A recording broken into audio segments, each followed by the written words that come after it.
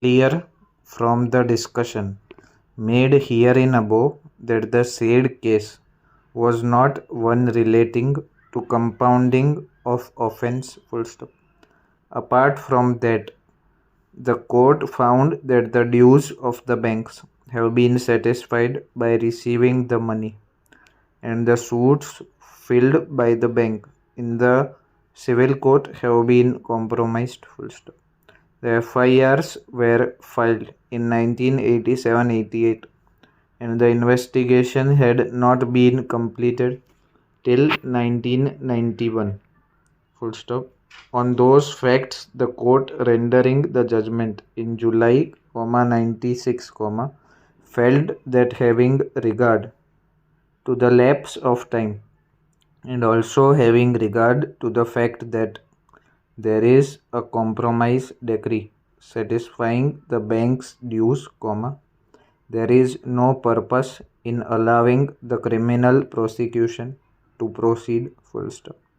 On these consideration, this court held the prosing of section 482 of Criminal Procedure Code. Full stop.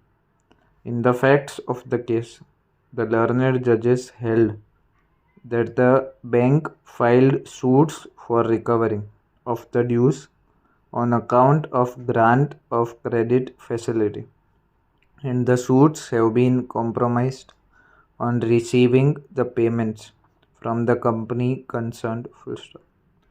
The learned court held it an offence of cheating is prima facie constituted, such offence is a compoundable offence, and the compromise decrees passed in the suits instituted by the banks, for all intents and purposes amounting to compounding of the offence of cheating. Full stop.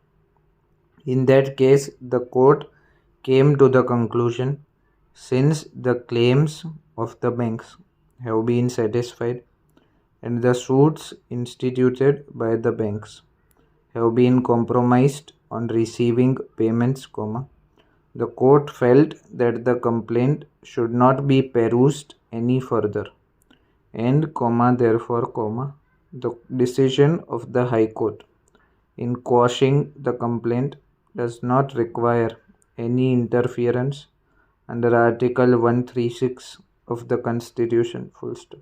Para. It is, therefore, clear that no legal proposition has been laid down on the compounding of offence in Duncan's Agro. Full stop. This court proceeded on the peculiar facts of the case discussed above. Full stop.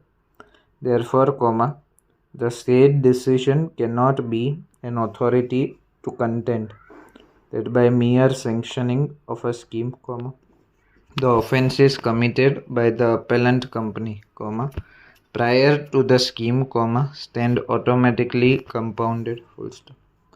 Reliance was also placed on the decision of this court in the case of CBI, New Delhi, reported in 5 SCC 257. Full stop. In that case, reliance was placed on the decision of this court in Duncan's Agro as such. Full stop.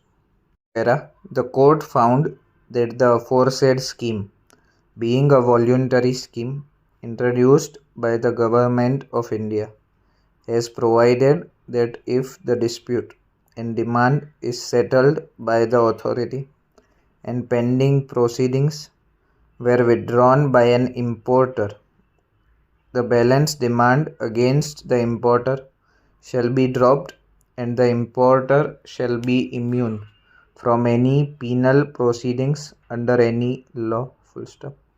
The court also came to the conclusion that under the Customs Act, 1962, the appellant have been discharged and the scheme granted them immunity from prosecution. Full stop.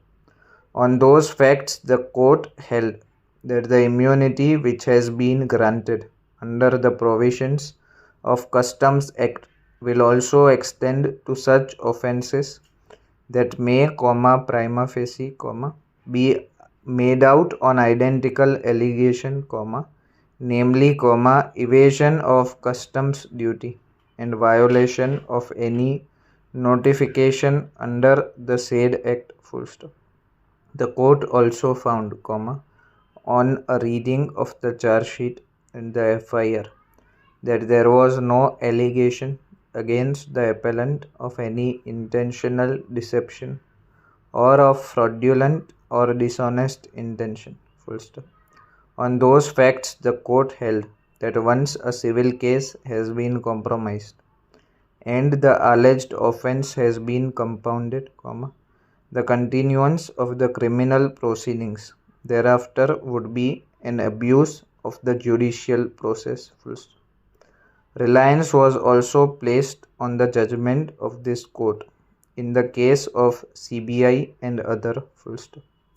In paragraphs 30 and 31 of the judgment, this court held that dispute between company and the bank have been set at rest on the basis of compromise arrived at between them, full stop. The court noted that bank does not have any claim against the company, full stop. The court poses the question whether the power of quashing criminal proceeding was suffering from some disability, a person to represent the aforesaid category of persons is only competent to compound the offence, and in such cases the permission of the court is statutory required, full stop.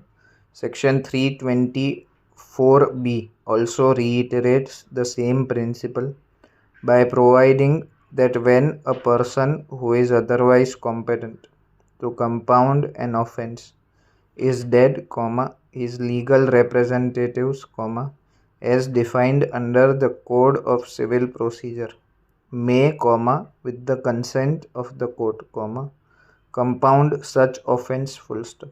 Therefore, representation of the person compounding has been statutorily provided in all situations, full stop.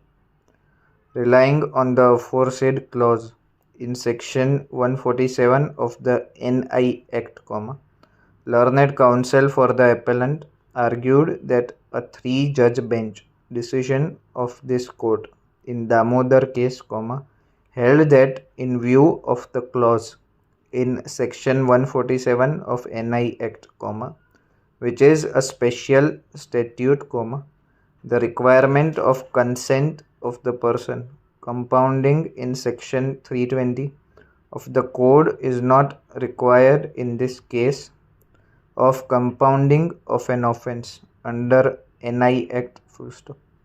This court is unable to accept the aforesaid contention for various reasons, full stop.